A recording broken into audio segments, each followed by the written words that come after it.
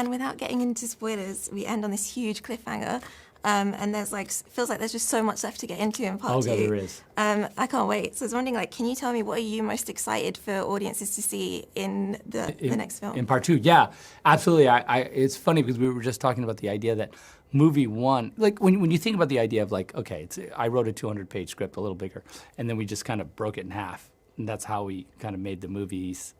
Because I pitched Netflix and I said, look, I really don't want to cut the script. It's just exhausting. What if? Hear me out. What if we make 2 movies at the same time? And I said, the cool thing about Netflix is they have the ability to sort of release 2 movies kind of back to back in a way that the normal studios or theatrical can't really do because of, having to ramp up the advertising and all that stuff and the actual theatrical run and what does it mean and other movies that have to get in.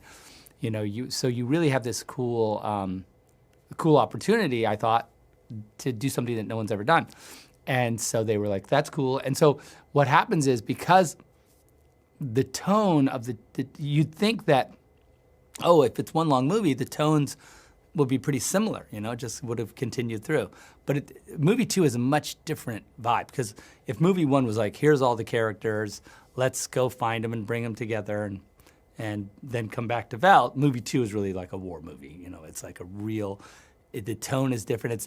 It's weird because, you have the harvest and you have this kind of weird kind of real immersion into the Veltian culture in contrast to the arrival of the Mother World dreadnought and just what it wants to do to our little friends down on Velt. And so, and of course, they don't work it out, you can imagine. So, but it's really exciting because look, I'm in the middle of editing right now. And so we're almost done. So I'm here. When you walk out, I have to look at some cuts from my editor, who just is in Los Angeles, going what about this? I'm like, oh geez, okay.